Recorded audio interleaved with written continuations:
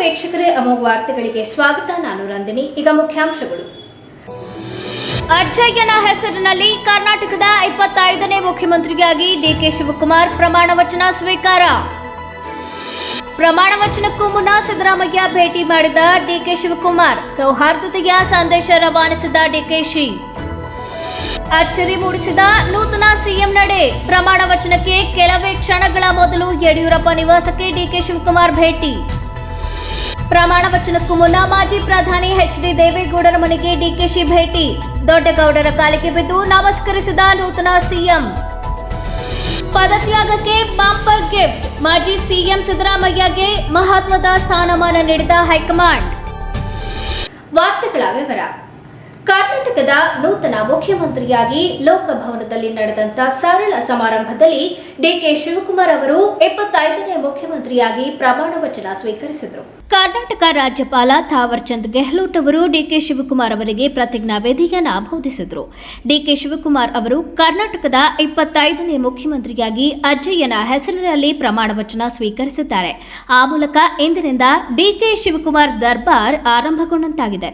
ಮುಖ್ಯಮಂತ್ರಿ ಡಿಕೆ ಶಿವಕುಮಾರ್ ಅವರೊಂದಿಗೆ ಡಾಕ್ಟರ್ ಪರಮೇಶ್ವರ್, ಕೆಎಚ್ ಮುನಿಯಪ್ಪ, ಕೆಜೆ ಜಾರ್ಜ್, ಎಂಬಿ ಪಾಟೀಲ್, ರಾಮಲಿಂಗಾರೆಡ್ಡಿ, ಸತೀಶ್ ಜಾರಕಿಹೊಳಿ, ಕೃಷ್ಣ ಬೈರೇಗೌಡ, ಪ್ರಿಯಾಂಕಾ ಖರ್ಗೆ, ಯುಟಿ ಖಾದರ್, ಈಶ್ವರ್ ಖಂಡ್ರೆ, ಯತೀಂದ್ರ ಸಿದ್ದರಾಮಯ್ಯ, ಬೈರತಿ ಸುರೇಶ್, ಶರಣ ಪ್ರಕಾಶ್ ಪಾಟೀಲ್ ಸಂಪುಟ ದರ್ಜೆ ಸಚಿವರಾಗಿ ಪ್ರಮಾಣ ವಚನ ಸ್ವೀಕರಿಸಿದರು. ಈ ಸಂದರ್ಭದಲ್ಲಿ ಮಾಜಿ ಮುಖ್ಯಮಂತ್ರಿ ಸಿದ್ದರಾಮಯ್ಯ, ಕಾಂಗ್ರೆಸ್ ನಾಯಕರಾದ ರಾಹುಲ್ ಗಾಂಧಿ, ಮಲ್ಲಿಕಾರ್ಜುನ ಖರ್ಗೆ, ವೇಣುಗೋಪಾಲ್ ಹಾಗೂ ಕಾಂಗ್ರೆಸ್ ಆಡಳಿತವಿರುವ ರಾಜ್ಯದ ಮುಖ್ಯಮಂತ್ರಿಗಳು, ಶಾಸಕರು, ಕುಟುಂಬದ ಸದಸ್ಯರು, ಮಿತ್ರರು ಹಾಗೂ ಡಿಕೆ ಶಿವಕುಮಾರ್ ಅಭಿಮಾನಿಗಳು ಹಾಜರಿದ್ದರು. ನಾನು ಡಿಕೆ ಶಿವಕುಮಾರ್ ಎಂಬ ಹೆಸರಿನಾದ ನಾನು ಕಾನೂನು ಮೂಲಕ ಸ್ಥಾಪಿತವಾದ ಭಾರತದ ಸಂವಿಧಾನ ವಿಷಯದಲ್ಲಿ ನಿಜವಾದ ಶ್ರದ್ಧೆ ಮತ್ತು ನಿಷ್ಠೆಯನ್ನು ಹೊಂದಿರುತ್ತೇನೆಂದು, ನಾನು ಭಾರತದ ಸಾರ್ವಭೌಮತ್ವವನ್ನು ಮತ್ತು ಅಖಂಡತೆಯನ್ನು ಎತ್ತಿ ಹಿಡಿಯುತ್ತೇನೆಂದು ಮತ್ತು ಕರ್ನಾಟಕ ರಾಜ್ಯದ ಮುಖ್ಯಮಂತ್ರಿಯಾಗಿ ನನ್ನ ಕರ್ತವ್ಯವನ್ನು ಶ್ರದ್ಧಾಪೂರ್ವಕವಾಗಿ ಮತ್ತು ಅಂತಃಕರಣಪೂರ್ವಕವಾಗಿ ನಿರ್ವಹಿಸುತ್ತೇನೆಂದು, ಭಯ ಅಥವಾ ಪಕ್ಷಾತೀತವಲ್ಲದೆ, ರಾಗ ದ್ವೇಷವಿಲ್ಲದೆ ಎಲ್ಲ ಬಗೆಯ ಜನರಿಗೆ ಸಂವಿಧಾನಕ್ಕೆ ಮತ್ತು ಕಾನೂನಿಗೆ ಅನುಸಾರವಾಗಿ ನ್ಯಾಯಯುತವಾಗಿ ಮಾಡುತ್ತೇನೆಂದು ನನ್ನ ಅಜ್ಜ ಗಂಗಾಧರಜ್ಜನ ಹೆಸರಿನಲ್ಲಿ ಪ್ರಮಾಣ ಮಾಡುತ್ತೇನೆ. ಶ್ರದ್ಧಾಪೂರ್ವಕವಾಗಿ ಪ್ರತಿಜ್ಞೆಯನ್ನು ಮಾಡುತ್ತೇನೆ. ಕರ್ನಾಟಕದ ನೂತನ ಮುಖ್ಯಮಂತ್ರಿಯಾಗಿ ಪ್ರಮಾಣ ವಚನ ಸ್ವೀಕರಿಸುವ ಮುನ್ನ ಡಿಕೆ ಶಿವಕುಮಾರ್ ನಿರ್ಗಮಿತ ಮುಖ್ಯಮಂತ್ರಿ ಸಿದ್ದರಾಮಯ್ಯ ಅವರನ್ನ ಭೇಟಿ ಮಾಡಿ ಆಶೀರ್ವಾದ ಪಡೆದರು. ಬೆಂಗಳೂರಿನ ಸಿದ್ದರಾಮಯ್ಯ ಅವರ ಅಧಿಕೃತ ನಿವಾಸ ಕಾವೇರಿಗೆ ಆಗಮಿಸಿದ ಡಿಕೆ ಶಿವಕುಮಾರ್ ಹಿರಿಯ ಕಾಂಗ್ರೆಸ್ ನಾಯಕನೊಂದಿಗೆ ಕೆಲಕಾಲ ಮಾತುಕತೆ ನಡೆಸಿದರು. ಈ ವೇಳೆ ಹಿರಿಯ ನಾಯಕ ಹಾಗೂ ಮಾಜಿ ಉಪಮುಖ್ಯಮಂತ್ರಿ ಜಿ ಪರಮೇಶ್ವರ್ ಕೂಡ ಅವರೊಂದಿಗೆ ಇದ್ದರು.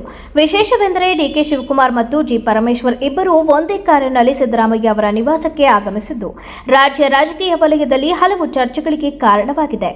ರಾಜ್ಯದಲ್ಲಿ ಹೊಸ ಸರ್ಕಾರದ ರಚನೆ, ಸಚಿವ ಸಂಪುಟ ವಿಸ್ತರಣೆ ಹಾಗೂ ಉಪಮುಖ್ಯಮಂತ್ರಿಗಳ ಹುದ್ದೆಗಳ ಕುರಿತು ಚರ್ಚೆಗಳು ಜೋರಾಗಿರುವ ನಡುವೆಯೇ ಈ ಭೇಟಿ ನಡೆದಿರುವುದು ಮಹತ್ವ ಪಡೆದುಕೊಂಡಿದೆ.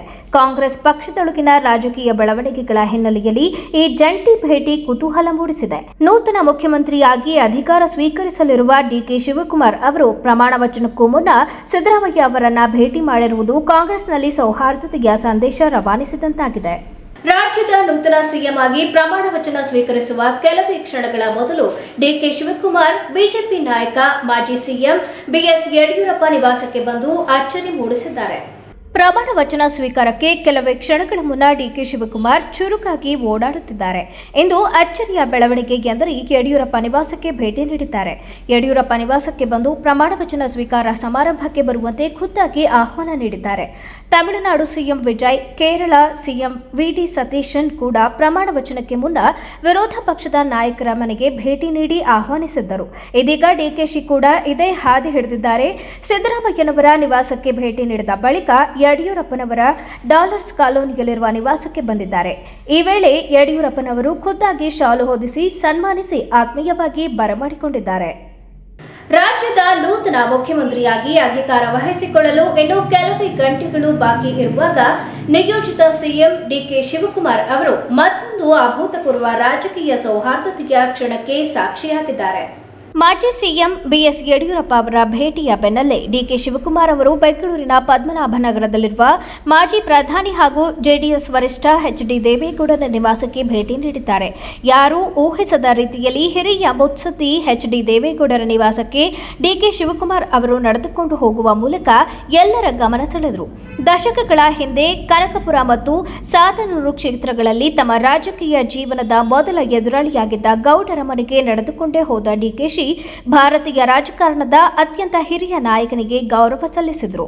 ದೇವೇಗೌಡರ ನಿವಾಸಕ್ಕೆ ತಲುಪುತ್ತಿದ್ದಂತೆಯೇ ಅತ್ಯಂತ ವಿನಮ್ರತೆಯಿಂದ ನಡೆದುಕೊಂಡ ಡಿಕೆ ಶಿವಕುಮಾರ್ ಹಿರಿಯರಾದ ದೊಡ್ಡಗೌಡರ ಕಾಲಿಗೆ ಬಿದ್ದು ಸಾಷ್ಟಾಂಗ ನಮಸ್ಕಾರ ಮಾಡಿ ಆಶೀರ್ವಾದ ಪಡೆದರು. ಈ ವೇಳೆ ಎಚ್ಡಿ ದೇವೇಗೌಡರು ಸಹ ನೂತನ ಮುಖ್ಯಮಂತ್ರಿಯಾಗಿ ಅಧಿಕಾರ ವಹಿಸಿಕೊಳ್ಳುತ್ತಿರುವ ಡಿಕೆ ಶಿವಕುಮಾರ್ ಅವರ ಬೆನ್ನು ತಟ್ಟಿ ರಾಜ್ಯದ ಜನತೆಯ ಒಳಿತಿಗಾಗಿ ಉತ್ತಮ ಆಡಳಿತ ನೀಡುವಂತೆ ಮನಸಾರೆ ಹರಸಿ ಶುಭ ಹಾರೈಸಿದರು. ಎಚ್ಡಿ ದೇವೇಗೌಡರ ಮನೆಗೆ ಖುದ್ದಾಗಿ ಭೇಟಿ ನೀಡಿ ಆಶೀರ್ವಾದ ಪಡೆದಿರುವ ಡಿಕೆಶಿ ಅವರ ನಡೆ ಸದ್ಯ ರಾಜ್ಯ ರಾಜಕಾರಣದಲ್ಲಿ ಭಾರಿ ಪ್ರಶಂಸೆಗೆ ಪಾತ್ರವಾಗಿದೆ. ರಾಹುಲ್ ಗಾಂಧಿ ನೀಡಿದ್ದ ರಾಜ್ಯಸಭೆ ಆಫರ್ ತಿರಸ್ಕರಿಸಿ ಮುಖ್ಯಮಂತ್ರಿ ಸ್ಥಾನಕ್ಕೆ ರಾಜೀನಾಮೆ ನೀಡಿದ್ದ ಸಿದ್ದರಾಮಯ್ಯಗೆ ಹೈಕಮಾಂಡ್ ಮಹತ್ವದ ಹುದ್ದೆಯನ್ನು ನೀಡಿದೆ. ಉದಾರ ಅಂತಃಕರಣದಿಂದ ಮುಖ್ಯಮಂತ್ರಿ ಸ್ಥಾನ ಬಿಟ್ಟುಕೊಡುವ ಮೂಲಕ ಮುತ್ಸದ್ದಿತನ ತೋರಿದ ಸಿದ್ದರಾಮಯ್ಯನವರಿಗೆ ಕಾಂಗ್ರೆಸ್ ಕಾರ್ಯಕಾರಿ ಸಮಿತಿ ಸದಸ್ಯ ಸ್ಥಾನ ನೀಡಲಾಗಿದೆ. ಸಿದ್ದರಾಮಯ್ಯನವರನ್ನ ಸಿಡಬ್ಲ್ಯೂಸಿ ಸದಸ್ಯರಾಗಿ ನೇಮಕ ಮಾಡಿ ಎಐಸಿಸಿ ಅಧ್ಯಕ್ಷ ಮಲ್ಲಿಕಾರ್ಜುನ ಖರ್ಗೆ ಅವರು ಆದೇಶ ಹೊರಡಿಸಿದ್ದಾರೆ. ಈ ಕಾರ್ಯಕಾರಿ ಸಮಿತಿ ಪಕ್ಷದ ಪರಮೋಚ್ಚ ನೀತಿ ನಿರೂಪಣಾ ಮಂಡಳಿಯಾಗಿದ್ದು, ಪಕ್ಷದ ಪ್ರಮುಖ ರಾಜಕೀಯ ಕಾರ್ಯತಂತ್ರಗಳ ಅಂತಿಮ ನಿರ್ಧಾರ ಈ ಸಮಿತಿ ಸಭೆಯಲ್ಲಿ ಆಗಲಿದೆ. ಹೀಗಾಗಿ ಸಿದ್ದರಾಮಯ್ಯನವರಿಗೆ ಮಹತ್ವದ ಸ್ಥಾನಮಾನ ಸಿಕ್ಕಂತಾಗಿದೆ. ಕಾಂಗ್ರೆಸ್ನ ಕಾರ್ಯಕಾರಿ ಸಮಿತಿಯ ಸದಸ್ಯರಾಗಿ ಸಿದ್ದರಾಮಯ್ಯ ಅವರನ್ನು ನೇಮಿಸಲಾಗಿದ್ದು, ಕಾಂಗ್ರೆಸ್ನ ಅತ್ಯುನ್ನತ ಕಾರ್ಯಕಾರಿ ಸಮಿತಿ ಇದಾಗಿದ್ದು, ರಾಷ್ಟ್ರ ಮಟ್ಟದಲ್ಲಿ ಪಕ್ಷದ ನೀತಿ, ಸಂಘಟನೆ, ಪ್ರಚಾರದ ಕುರಿತು ಕೆಲಸ ಮಾಡಲಿದೆ. ಸಿಡಬ್ಲ್ಯೂಸಿ ಕಾಂಗ್ರೆಸ್ ಪಕ್ಷದ ಉನ್ನತ ಮಟ್ಟದ ಸಮಿತಿಯಾಗಿದ್ದು, ಅತ್ಯುನ್ನತ ನಿರ್ಧಾರಗಳನ್ನು ತೆಗೆದುಕೊಳ್ಳುವ ಸಮಿತಿ ಇದಾಗಿದೆ. ಕಾಂಗ್ರೆಸ್ ಕಾರ್ಯಕಾರಿ ಸಮಿತಿ ಸದಸ್ಯ ಸ್ಥಾನ ಶಕ್ತಿಶಾಲಿ ಸ್ಥಾನಮಾನವಾಗಿದ್ದು, ಕಾರ್ಯಕಾರಿ ಸಮಿತಿಯು ಪಕ್ಷದ ಪರಮೋಚ್ಚ ನೀತಿ ನಿರೂಪಣಾ ಮಂಡಳಿ, ಪಕ್ಷದ ಪ್ರಮುಖ ರಾಜಕೀಯ ಕಾರ್ಯತಂತ್ರಗಳ ಅಂತಿಮ ನಿರ್ಧಾರಗಳು ಈ ಕಾಂಗ್ರೆಸ್ ಕಾರ್ಯಕಾರಿ ಸಮಿತಿ ಸಭೆಯಲ್ಲಿ ಆಗುತ್ತವೆ. ಸದಸ್ಯರಾಗುವುದರಿಂದ ಕೇವಲ ಪ್ರಾದೇಶಿಕ ನಾಯಕತ್ವ ಮಾತ್ರವಲ್ಲದೆ ರಾಷ್ಟ್ರ ಮಟ್ಟದಲ್ಲಿ ದೊಡ್ಡ ಮನ್ನಣೆ ಮತ್ತು ಪ್ರಭಾವ ಸಿಗುತ್ತದೆ. ಹಾಸನ ನಗರದಲ್ಲಿ ಅಪ್ರಾಪ್ತ ಬಾಲಕಿಯ ಮೇಲೆ ಅತ್ಯಾಚಾರ ಎಸಗಿರುವ ಆರೋಪ ಕೇಳಿಬಂದಿದ್ದು, ಈ ಸಂಬಂಧ ಪ್ರಮುಖ ಆರೋಪಿ ಸಾಗರ್ನನ್ನ ಪೊಲೀಸರು ವಶಕ್ಕೆ ಪಡೆದು ವಿಚಾರಣೆ ನಡೆಸುತ್ತಿದ್ದಾರೆ. ಸಾಗರ್ ಬಂಧಿತ ಆರೋಪಿ. ಅಪ್ರಾಪ್ತ ಬಾಲಕಿಗೆ ಡ್ರಾಪ್ ನೀಡುವುದಾಗಿ ಹೇಳಿ ತನ್ನೊಂದಿಗೆ ಕರೆದುಕೊಂಡು ಹೋಗಿದ್ದಾನೆ ಎನ್ನಲಾಗಿದೆ. ಬಳಿಕ ಬಾಲಕಿಯ ಮೇಲೆ ಲೈಂಗಿಕ ದೌರ್ಜನ್ಯ ಎಸಗಿರುವ ಆರೋಪ ಕೇಳಿಬಂದಿದೆ. ಘಟನೆಯ ಬಳಿಕ ಯಾರಿಗಾದರೂ ವಿಷಯ ತಿಳಿಸಿದರೆ ಕೊಲೆ ಮಾಡುವುದಾಗಿ ಬಾಲಕಿಗೆ ಬೆದರಿಕೆ ಹಾಕಿದ್ದಾನೆ. ಆರೋಪಿಯು ಬಾಲಕಿಯನ್ನ ಮತ್ತೆ ಬೈಕ್ನಲ್ಲಿ ಕರೆತರುತ್ತಿದ್ದ ವೇಳೆ ಭಯಭೀತಳಾದ ಬಾಲಕಿ ಚಲಿಸುತ್ತಿದ್ದ ಬೈಕ್ನಿಂದ ಜಿಗಿದಿದ್ದಾಳೆ. ಈ ವೇಳೆ ಬಾಲಕಿಗೆ ಗಂಭೀರ ಗಾಯಗಳಾಗಿದ್ದು, ಚಿಕಿತ್ಸೆಗಾಗಿ ಆಸ್ಪತ್ರೆಗೆ ದಾಖಲಿಸಲಾಗಿದೆ. ಘಟನೆ ಕುರಿತು ಮಾಹಿತಿ ಪಡೆದ ಹಾಸನ ಮಹಿಳಾ ಪೊಲೀಸ್ ಠಾಣೆ ಪೊಲೀಸರು ತಕ್ಷಣ ಕಾರ್ಯಾಚರಣೆ ನಡೆಸಿ ಪ್ರಮುಖ ಆರೋಪಿಯನ್ನು ವಶಕ್ಕೆ ಪಡೆದಿದ್ದಾರೆ. ಸದ್ಯ ಆರೋಪಿಗಳ ವಿರುದ್ಧ ಸಂಬಂಧಿತ ಕಾನೂನು ಸೆಕ್ಷನ್ಗಳ ಅಡಿಯಲ್ಲಿ ಪ್ರಕರಣ ದಾಖಲಾಗಿದ್ದು, ತನಿಖೆ ಮುಂದುವರೆದಿದೆ. ಪೊಲೀಸರ ಪ್ರಾಥಮಿಕ ತನಿಖೆಯ ಬಳಿಕ ಪ್ರಕರಣದ ಸಂಪೂರ್ಣ ವಿವರಗಳು ಹೊರಬೀಳುವ ನಿರೀಕ್ಷೆ ಇದೆ. ಮಾಮೂಲಿ ಗಾಡಿ ರನ್ನಿಂಗಲ್ಲಿ ಬರ್ತಾ ಇದ್ದೆ ನಾನು. ಅವ್ರು ಆ ಕಡೆಯಿಂದ ಬಂದ್ಬಿಟ್ಟು ಅಲ್ಲಿ ಯೂಟರ್ನ್ ತಗೊಂಡು ಅವ್ನು ಫೋನಲ್ಲಿ ಮಾತಾಡ್ತಾ ಇದ್ದ ಹುಡುಗ, ಈ ಹುಡುಗಿ ಒಂದೇ ಸರಿ ಗಾಡಿಯಿಂದ ಜಂಪ್ ಮಾಡಿಬಿಟ್ಟು ಬಿದ್ದು ಓಡ್ ಬಂತು. ಬಟ್ಟೆ ಎಲ್ಲ ಫುಲ್ ಗಲೀಜಾಗೋಗಿತ್ತು. ಓಡ್ ಬಂದ್ಬಿಟ್ಟು ಕಾಪಾಡಿ ಅವ್ರನ್ನ ಸಾಯಿಸ್ಬಿಡ್ತಾರೆ ಅಂತ ಹೇಳ್ಬಿಟ್ಟು ಅಲ್ಲೇ ಬಿದ್ದು, ರೋಡಲ್ಲೇ ಬಿದ್ದೋಯ್ತು. ಅಲ್ಲಿ ಅದೊಂದು ಡೈರೆಕ್ಟಾಗಿ ನೋಡಿರೋದು ನಾವು ಕಣ್ಣಾರೆ. ಅವ್ರು ಎಷ್ಟು ಜನ ಹುಡುಗಿರಿದ್ರು, ಎಷ್ಟು ಜನ ಹುಡುಗರು ಇದ್ರು? ಹುಡುಗ ಒಬ್ಬ ಇದ್ದಿದ್ದು ಬೈಕಲ್ಲಿ, ಇಬ್ಬರೇ ಬಂದಿದ್ದು ಬೈಕಲ್ಲಿ. ಒಟ್ಟಲ್ಲಿ ಆ ಹುಡುಗಿ ಸಡನ್ ಆಗಿ ನನ್ನ ಮುಂದೆ ನಾನು ಗಾಡಿ ಹಂಗೆ ಸ್ಲೋ ಮಾಡಿದೆ. ಹಂಗೆ ಎಗರ್ಬಿಟ್ಟು ಬಿದ್ದುಬಿಟ್ಟು ಎದ್ದು ಓಡ್ ಬಂದ್ಬಿಡ್ತು. ಕಾಪಾಡಿ ಅಂತ.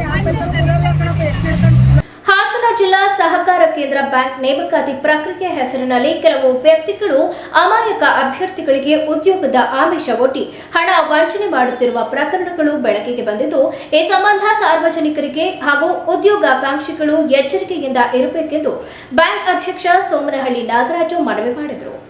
ಮಾಡ್ಕೊಳ್ಳಿಕ್ಕೆ ಅರ್ಜಿನ ಕರಿತೀವಿ. ತದನಂತರ ಅರ್ಜಿಗಳೆಲ್ಲ ಬಂದಾದ ನಂತರ ಅದಕ್ಕೆ 2019 2ನೇ ತಿಂಗಳು 10ನೇ ತಾರೀಕು IT ಸೂಪರ್ವೈಸರ್ಸ್ದು ರಿಟರ್ನ್ ಟೆಸ್ಟ್ ಆಗ್ತದೆ. ಅದಾದ ನಂತರ 2019 6-14ನೇ ತಾರೀಕು ಹಿರಿಯ ಸಹಾಯಕರದು ಲಿಖಿತ ಪರೀಕ್ಷೆ ಆಗ್ತದೆ. ಮತ್ತು 30ನೇ ತಾರೀಕಲ್ಲಿ ಅಟೆಂಡರ್ದು ಲಿಖಿತ ಪರೀಕ್ಷೆ ಆಗ್ತದೆ. ಅದಾದ ನಂತರ 25 ಮತ್ತು 2019 10ನೇ ತಿಂಗಳು 25ನೇ ತಾರೀಕಲ್ಲಿ ಸರ್ಕಾರದಿಂದ ನೇಮಕಾತಿ ಆದೇಶಕ್ಕೆ ತಡೆಯಾಜ್ಞೆ ಬರ್ತದೆ. ನಾವು ಮುಂದುವರೆದಂತೆ ನಾವು ಉಚ್ಚ ನ್ಯಾಯಾಲಯದಲ್ಲಿ ಒಂದು ರಿಟ್ ಪಿಟಿಷನ್ ಹೋಗ್ತೀವಣ್ಣ. ಅದೀಗ ಆ ಒಂದು ನೇಮಕಾತಿ ಪ್ರಕ್ರಿಯೆ ತಡೆಯಾಜ್ಞೆ ಇರೋದ್ರಿಂದ ಈ ಕೋರ್ಟ್ ಹಂತದಲ್ಲಿ ಅದು ಪ್ರೋಸೆಸ್ಸಲ್ಲಿದೆ ಅಣ್ಣ. ಅದು ಈಗ ಏನಾಗಿದೆ ಅಂತ ಅಂದರೆ ನಿಮಗೆಲ್ಲ ಮಾಹಿತಿ ಬಂದಿರ್ಬೋದು ಅಂತ ನಾವು ಕೂಡ ಭಾವಿಸ್ತಾ, ವಿಶೇಷವಾಗಿ ಅರಸೀಕೆರೆ ತಾಲೂಕು ಆ ಭಾಗದಲ್ಲಿ ಇವರೇನು ಈ ಘಾತಕರು ಏನಿದ್ದಾರೆ ಅವರು ಕೆಲವು ಅಮಾಯಕ ಅಭ್ಯರ್ಥಿಗಳಿಂದ ಅವ್ರಿಗೆ ಆಮಿಷಗಳನ್ನ ಒಡ್ಡಿ ನಿಮಗೆ ಹುದ್ದೆಗಳನ್ನ ಕೊಡಿಸ್ತೀವಿ ಅಂತ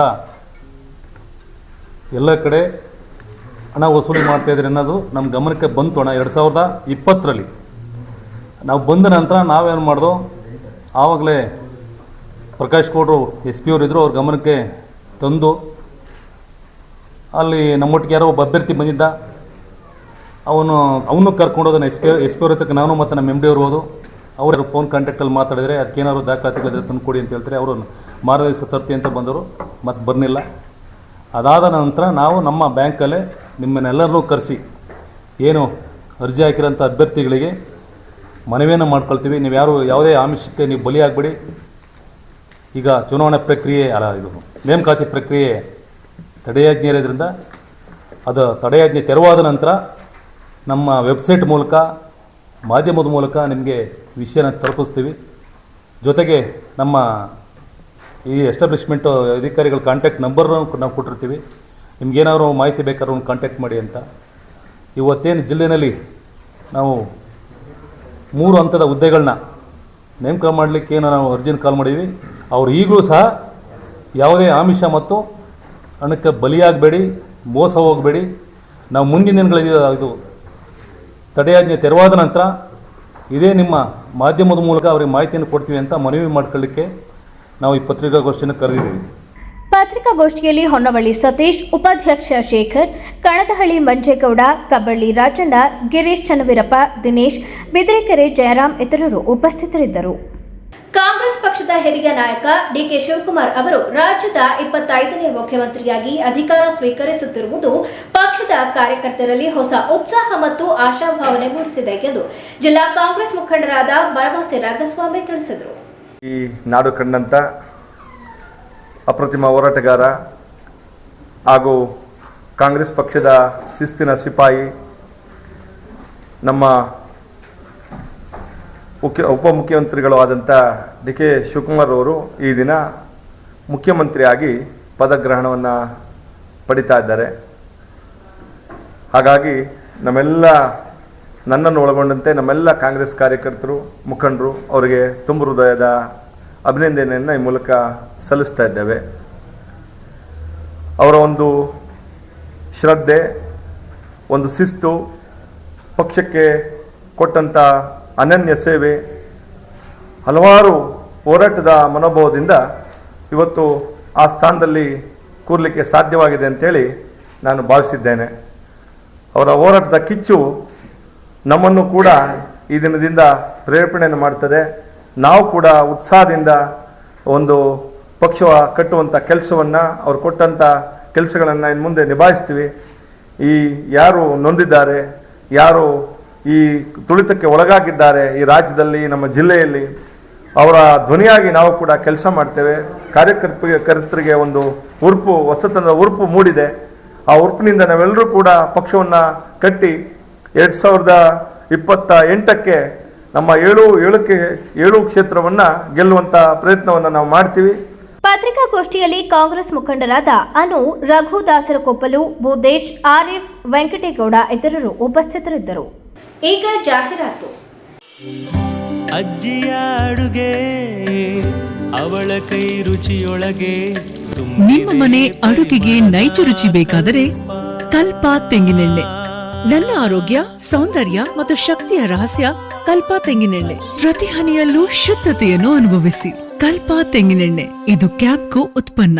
ವರ್ಷಗಳು 100 ದಿನಗಳು. ಮೇಕಿಂಗ್ ಶುಲ್ಕದಲ್ಲಿ 100% ರಿಯಾಯಿತಿ. Bhima legacy fest 100 days offer. ಚಿನ್ನ, ಬೆಳ್ಳಿ ಮತ್ತು ವಜ್ರದ ಮೇಲಿನ ಮೇಕಿಂಗ್ ಶುಲ್ಕದಲ್ಲಿ 100% ವರೆಗೆ ರಿಯಾಯಿತಿ ಪಡೆಯಿರಿ. ಮತ್ತು ಪ್ರತಿ 1 ಲಕ್ಷ ರೂಪಾಯಿ ಮೌಲ್ಯದ ವಜ್ರದ ಮೇಲೆ 24 ಕ್ಯಾರೆಟ್ ಚಿನ್ನದ ಬಾರ್ ಉಚಿತವಾಗಿ ಪಡೆಯಿರಿ. ಎಲ್ಲಾ ಭೀಮಾ ಮಳಿಗೆಗಳಲ್ಲಿ ಲಭ್ಯ. ಷರತ್ತುಗಳು ಅನ್ವಯ. ರತ್ನಂ ಸಿಲ್ಕ್ಸ್, ಹಾಸನದ ಜನಮನ ಗೆದ್ದಿರುವ ನಂಬರ್ 1 ರೇಷ್ಮೆ ಹಾಗೂ ಫ್ಯಾನ್ಸಿ ಸೀರೆಗಳ ಎಕ್ಸ್ಕ್ಲೂಸಿವ್ ಶೋರೂಮ್.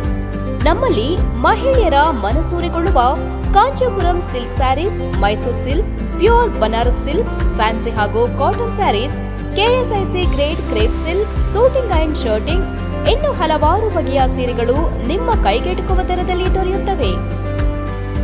ವರ್ಷದ 365 ದಿನಗಳಲ್ಲೂ ಹೋಲ್ಸೇಲ್ ದರದಲ್ಲಿ ಮಾರಾಟ. ಗ್ರಾಹಕರಿಗೆ ಪಾರ್ಕಿಂಗ್ ಹಾಗೂ ಶೌಚಾಲಯದ ವ್ಯವಸ್ಥೆಯೂ ಲಭ್ಯ. ಭೇಟಿ ಕೊಡಿ Ratnam silks, opposite to Rangalakshmi hospital, next to NCC office, RC road, Hassan. Phone number 9164210699 ಹಾಗೂ 08172296399. ವಿಜಯ್ ಸಿಲ್ವರ್ ಪ್ಯಾಲೇಸ್, ಬೆಳ್ಳಿಯ ಆಭರಣಗಳ ಮತ್ತು ಬೆಳ್ಳಿ ವಸ್ತುಗಳ ಎಕ್ಸ್ಕ್ಲೂಸಿವ್ ಶೋರೂಮ್. ಮೊಟ್ಟ ಮೊದಲ ಪ್ರತ್ಯೇಕ ಬೆಳ್ಳಿ ಆಭರಣಗಳ ಭಂಡಾರ ವಿಜಯ್ ಸಿಲ್ವರ್ ಪ್ಯಾಲೇಸ್.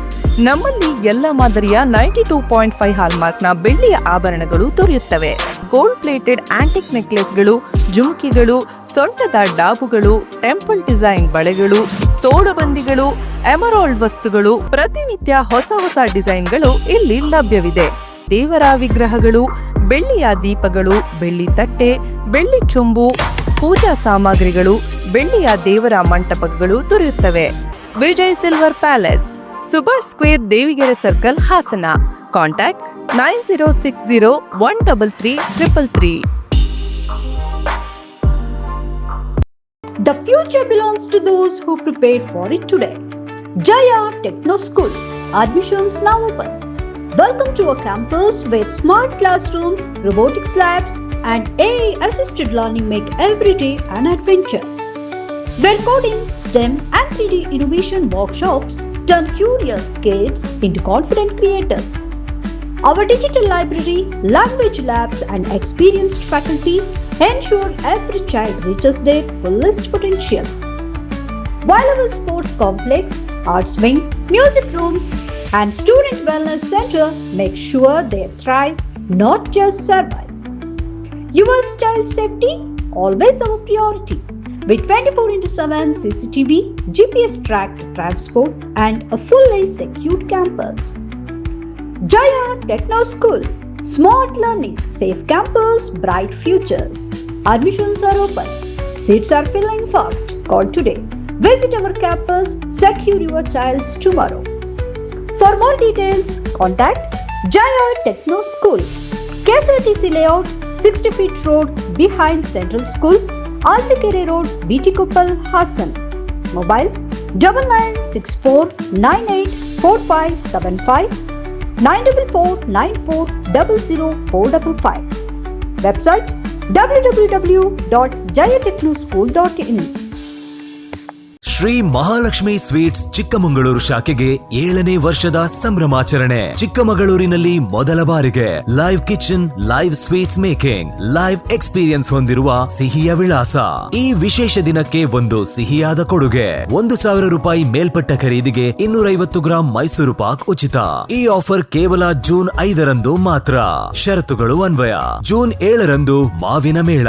ನಮ್ಮ ಲೈವ್ ಕಿಚನ್ ನಲ್ಲಿ ತಯಾರಾದ ಋತುವಿನ ಅತ್ಯುತ್ತಮ ಮಾವಿನ ಸಿಹಿಗಳು. ಷರತ್ತುಗಳು ಅನ್ವಯ.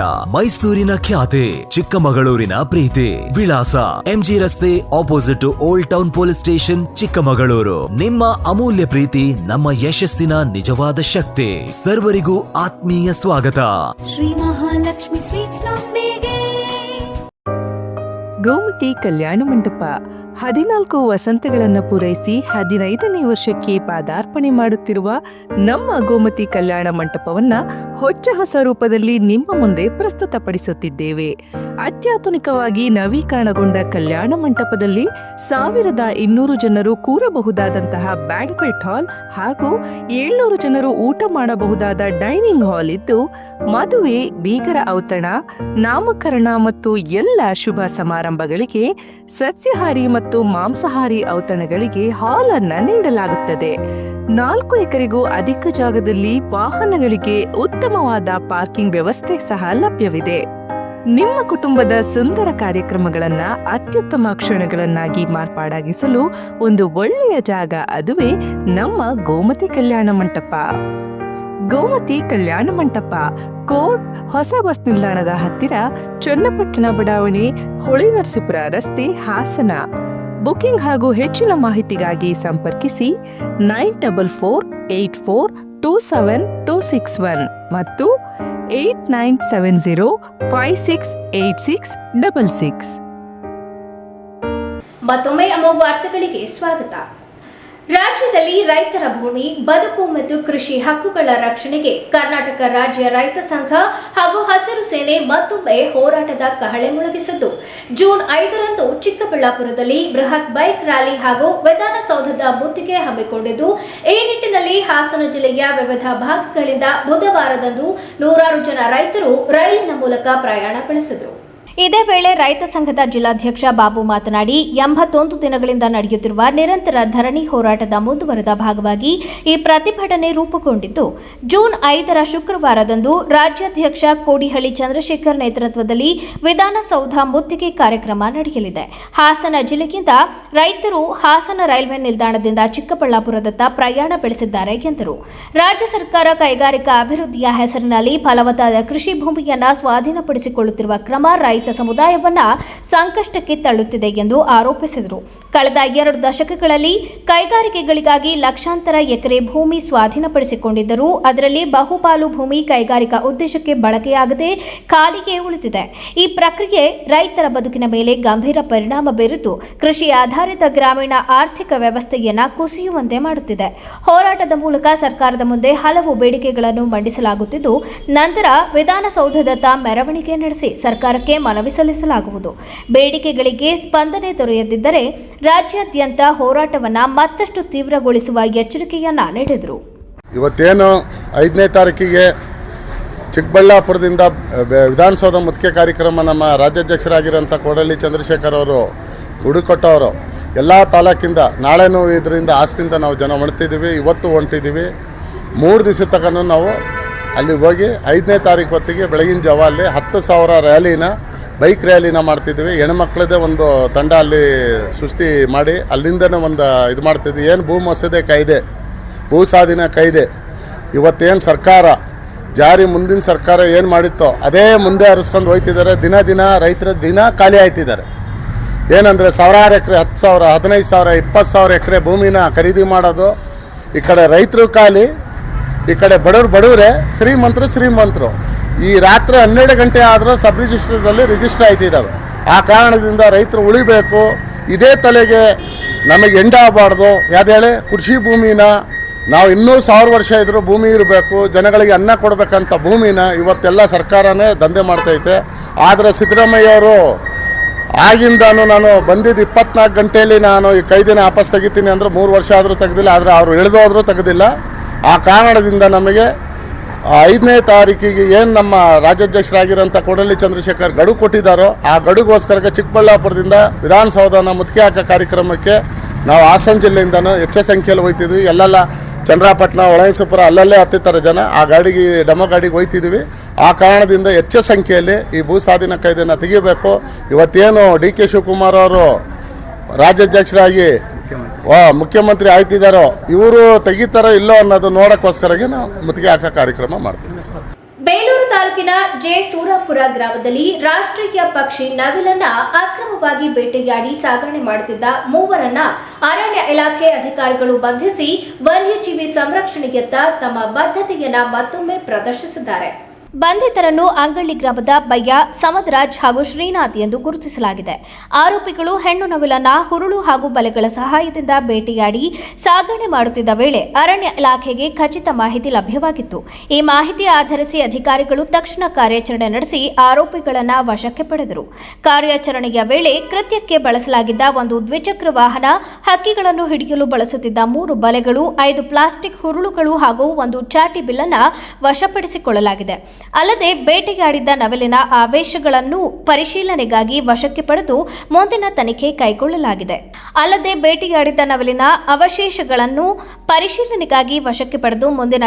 ಕೈಗೊಳ್ಳಲಾಗಿದೆ. ಬಂಧಿತ ಆರೋಪಿಗಳ ವಿರುದ್ಧ ವನ್ಯಜೀವಿ ಸಂರಕ್ಷಣಾ ಕಾಯ್ದೆಯಡಿ ಪ್ರಕರಣ ದಾಖಲಿಸಲಾಗಿದ್ದು, ಅವರನ್ನು ನ್ಯಾಯಾಲಯಕ್ಕೆ ಹಾಜರುಪಡಿಸಿ ನ್ಯಾಯಾಂಗ ಬಂಧನಕ್ಕೆ ಒಪ್ಪಿಸಲಾಗಿದೆ. ಪ್ರಕರಣದ ಕುರಿತು ಅರಣ್ಯ ಇಲಾಖೆ ಅಧಿಕಾರಿಗಳು ಹೆಚ್ಚಿನ ತನಿಖೆ ನಡೆಸುತ್ತಿದ್ದಾರೆ. ಈ ಕಾರ್ಯಾಚರಣೆಯಲ್ಲಿ ವಲಯ ಅರಣ್ಯಾಧಿಕಾರಿ ಯತೇಶ್, ಡಿಆರ್ಎಫ್ಒ ಮೋಹನ್ ಕುಮಾರ್, ಅರಣ್ಯ ರಕ್ಷಕರಾದ ಮಂಜುನಾಥ್, ಸವಿತಾ, ಸತೀಶ್ ಹಾಗೂ ಪ್ರಕಾಶ್ ಸೇರಿದಂತೆ ಸಿಬ್ಬಂದಿ ಭಾಗವಹಿಸಿದ್ದರು. ವನ್ಯಜೀವಿಗಳ ಬೇಟೆ ಮತ್ತು ಅಕ್ರಮ ಸಾಗಣೆ ತಡೆಯಲು ಅರಣ್ಯ ಇಲಾಖೆ ನಿರಂತರವಾಗಿ ನಿಗಾ ವಹಿಸಿದ್ದು, ಸಾರ್ವಜನಿಕರು ಇಂತಹ ಕೃತ್ಯಗಳ ಬಗ್ಗೆ ಮಾಹಿತಿ ನೀಡುವ ಮೂಲಕ ವನ್ಯಜೀವಿ ಸಂರಕ್ಷಣೆಗೆ ಸಹಕರಿಸಬೇಕು ಎಂದು ಅಧಿಕಾರಿಗಳು ಮನವಿ ಮಾಡಿದ್ದಾರೆ. ನವಿಲಿನಂತಹ ಅಪರೂಪದ ಮತ್ತು ಸಂರಕ್ಷಿತ ಪಕ್ಷಿಗಳ ರಕ್ಷಣೆಗೆ ಇಲಾಖೆಯು ಕಟ್ಟುನಿಟ್ಟಿನ ಕ್ರಮ ಕೈಗೊಳ್ಳುತ್ತಿರುವುದಾಗಿ ತಿಳಿಸಿದ್ದಾರೆ. ಆಲೂರು ತಾಲೂಕಿನ ಮಣಿಪುರ ಗ್ರಾಮದಲ್ಲಿ ತಡರಾತ್ರಿ ದುಷ್ಕರ್ಮಿಗಳು ಒಂಟಿ ಮನೆಗೆ ನುಗ್ಗಿ ಭಾರೀ ದರೋಡೆ ನಡೆಸಿರುವ ಘಟನೆ ನಡೆದಿದೆ. ಗ್ರಾಮದ ತೋಟದ ಮಧ್ಯೆ ಇರುವ ಮನೆಯಲ್ಲಿ ವಾಸವಾಗಿರುವ ಚಂದ್ರು ಹಾಗೂ ಅವರ ಪತ್ನಿಯ ಮನೆಗೆ 3 ದರೋಡೆಕೋರರು ಹಿಂದಿನ ಬಾಗಿಲು ಒಡೆದು ನುಗ್ಗಿದ್ದಾರೆ. ಬಳಿಕ ಲಾಂಗು ಹಾಗೂ ಮಚ್ಚು ತೋರಿಸಿ ಬೆದರಿಕೆ ಹಾಕಿ ಮನೆಯಲ್ಲಿದ್ದ ಚಿನ್ನಾಭರಣ ಮತ್ತು ನಗದು ದೋಚಿ ಪರಾರಿಯಾಗಿದ್ದಾರೆ ಎನ್ನಲಾಗಿದೆ. ನಿವೃತ್ತ ತಹಸೀಲ್ದಾರ್ ಅವರ ಕಾರು ಚಾಲಕರಾಗಿದ್ದ ಚಂದ್ರು ಅವರ ಮನೆಯಿಂದ ಸುಮಾರು 25 ಲಕ್ಷಕ್ಕೂ ಅಧಿಕ ಮೌಲ್ಯದ ಚಿನ್ನಾಭರಣ ಹಾಗೂ 2 ಲಕ್ಷಕ್ಕೂ ಅಧಿಕ ನಗದು ಕಳುವಾಗಿದೆ ಎಂದು ಪ್ರಾಥಮಿಕ ಮಾಹಿತಿ ತಿಳಿಸಿದೆ. ದರೋಡೆಕೋರರ ಚಲನವಲನಗಳು ಮನೆಯ ಸಿಸಿಟಿವಿ ಕ್ಯಾಮೆರಾದಲ್ಲಿ ಸೆರೆಯಾಗಿದ್ದು, ಆರೋಪಿಗಳ ಪತ್ತೆಗೆ ಪೊಲೀಸರು ತನಿಖೆ ಚುರುಕುಗೊಳಿಸಿದ್ದಾರೆ. ಸುದ್ದಿ ತಿಳಿಯುತ್ತಿದ್ದಂತೆ ಆಲೂರು ಪೊಲೀಸರು, ಶ್ವಾನದಳ ಹಾಗೂ ಅಧಿಕಾರಿಗಳು ಸ್ಥಳಕ್ಕೆ ಭೇಟಿ ನೀಡಿ ಪರಿಶೀಲನೆ ನಡೆಸಿದರು. ಡಿವೈಎಸ್ಪಿ ಮಾಲ್ತೇಶ್ ಸ್ಥಳಕ್ಕೆ ಆಗಮಿಸಿ ಘಟನೆಯ ಮಾಹಿತಿ ಪಡೆದು ತನಿಖೆಗೆ ಅಗತ್ಯ ಸೂಚನೆಗಳನ್ನು ನೀಡಿದರು. ಈ ಸಂಬಂಧ ಆಲೂರು ಪೊಲೀಸ್ ಠಾಣೆಯಲ್ಲಿ ಪ್ರಕರಣ ದಾಖಲಾಗಿದ್ದು, ಆರೋಪಿಗಳ ಬಂಧನಕ್ಕೆ ವಿಶೇಷ ತಂಡಗಳನ್ನು ರಚಿಸಿ ಶೋಧ ಕಾರ್ಯ ಕೈಗೊಳ್ಳಲಾಗಿದೆ. ಬೇಲೂರು ಪಟ್ಟಣದ ಶೃಂಗೇರಿ ಶಾರದಾ ಮಠದಲ್ಲಿ ಲೋಕ ಕಲ್ಯಾಣ ಹಾಗೂ ದೇಶದ ಸುಭಿಕ್ಷತೆಗಾಗಿ ವಿಶೇಷ ಪೂಜಾ ಕಾರ್ಯಕ್ರಮಗಳನ್ನು ಭಕ್ತಿ ಭಾವದಿಂದ ಆಯೋಜಿಸಲಾಗಿತ್ತು. ಮಠದ ಪೀಠಾಧ್ಯಕ್ಷರ ಆಶೀರ್ವಾದ ಹಾಗೂ ಪ್ರಧಾನ ಅರ್ಚಕರಾದ ಸುಮಂತ್ ಕುಮಾರ್ ಶರ್ಮಾ ಅವರ ನೇತೃತ್ವದಲ್ಲಿ ಶ್ರೀ ಲಲಿತಾ ಕುಂಕುಮಾರ್ಚನೆ, ಸಹಸ್ರನಾಮಾರ್ಚನೆ ಹಾಗೂ ವಿಶೇಷ ಪೂಜೆಗಳು ನೆರವೇರಿದವು. ಕಾರ್ಯಕ್ರಮದಲ್ಲಿ ಗಾಯತ್ರಿ ಭಜನಾ ಮಂಡಳಿ ಸದಸ್ಯರು ಹಾಗೂ ವಿವಿಧ ಸಂಘ ಸದಸ್ಯರು ಸೇರಿದಂತೆ ಅನೇಕ ಭಕ್ತರು ಭಾಗವಹಿಸಿ ವಿಶ್ವಶಾಂತಿ, ಜನರ ನೆಮ್ಮದಿ, ಉತ್ತಮ ಮಳೆ, ದೇಶದ ಅಭಿವೃದ್ಧಿ ಹಾಗೂ ಲೋಕ ಕಲ್ಯಾಣಕ್ಕಾಗಿ ಪ್ರಾರ್ಥಿಸಿದರು. ಧರ್ಮದ ಮಾರ್ಗದಲ್ಲಿ ಸಾಗುತ್ತಾ ಸಮಾಜದಲ್ಲಿ ಸೌಹಾರ್ದತೆ, ಶಾಂತಿ ಮತ್ತು ಸದುದ್ದೇಶಗಳು ನೆಲೆಸಲಿ ಎಂಬ ಆಶಯದೊಂದಿಗೆ ಪೂಜಾ ಕಾರ್ಯಕ್ರಮ ನಡೆಸಲಾಯಿತು. ಕಾರ್ಯಕ್ರಮದಲ್ಲಿ ಭಾಗವಹಿಸಿದ ಭಕ್ತರು ಪೂಜಾ ವಿಧಿವಿಧಾನಗಳಲ್ಲಿ ತೊಡಗಿಕೊಂಡು ಆಧ್ಯಾತ್ಮಿಕ ಸಂತೃಪ್ತಿ ಹೊಂದಿದರು. ಈ ಸಂದರ್ಭದಲ್ಲಿ ಅನಂತಕುಮಾರ್, ರಮೇಶ್, ಅನಂಬಿ, ಗುಂಡಣ್ಣ, ಸುರೇಶ್, ರಾಮು ಸೇರಿದಂತೆ ಹಲವರು ಉಪಸ್ಥಿತರಿದ್ದರು. ಕೊನೆಯಲ್ಲಿ ಮತ್ತೊಮ್ಮೆ ಮುಖ್ಯಾಂಶಗಳು. ಅಜ್ಜಯ್ಯನ ಹೆಸರಿನಲ್ಲಿ ಕರ್ನಾಟಕದ 25ನೇ ಮುಖ್ಯಮಂತ್ರಿಯಾಗಿ ಡಿಕೆ ಶಿವಕುಮಾರ್ ಪ್ರಮಾಣ ವಚನ ಸ್ವೀಕಾರ. ಪ್ರಮಾಣ ವಚನಕ್ಕೂ ಮುನ್ನ ಸಿದ್ದರಾಮಯ್ಯ ಭೇಟಿ ಮಾಡಿದ ಡಿಕೆ ಶಿವಕುಮಾರ್, ಸೌಹಾರ್ದತೆಯ ಸಂದೇಶ ರವಾನಿಸಿದ ಡಿಕೆಶಿ. ಅಚ್ಚರಿ ಮೂಡಿಸಿದ ನೂತನ ಸಿಎಂ ನಡೆ. ಪ್ರಮಾಣ ವಚನಕ್ಕೆ ಕೆಲವೇ ಕ್ಷಣಗಳ ಮೊದಲು ಯಡಿಯೂರಪ್ಪ ನಿವಾಸಕ್ಕೆ ಡಿಕೆ ಶಿವಕುಮಾರ್ ಭೇಟಿ. ಪ್ರಮಾಣ ವಚನಕ್ಕೂ ಮುನ್ನ ಮಾಜಿ ಪ್ರಧಾನಿ ಎಚ್ಡಿ ದೇವೇಗೌಡರ ಮನೆಗೆ ಡಿಕೆಶಿ ಭೇಟಿ. ದೊಡ್ಡಗೌಡರ ಕಾಲಿಗೆ ಬಿದ್ದು ನಮಸ್ಕರಿಸಿದ ನೂತನ ಸಿಎಂ. ಪದತ್ಯಾಗಕ್ಕೆ ಬಂಪರ್ ಗಿಫ್ಟ್. ಮಾಜಿ ಸಿಎಂ ಸಿದ್ದರಾಮಯ್ಯಗೆ ಮಹತ್ವದ ಸ್ಥಾನಮಾನ ನೀಡಿದ ಹೈಕಮಾಂಡ್. ಮುಂದಿನ ವಾರ್ತಾ ಸಂಚಿಕೆಯಲ್ಲಿ ಮತ್ತೊಮ್ಮೆ ಭೇಟಿಯಾಗೋಣ. ನಮಸ್ಕಾರ.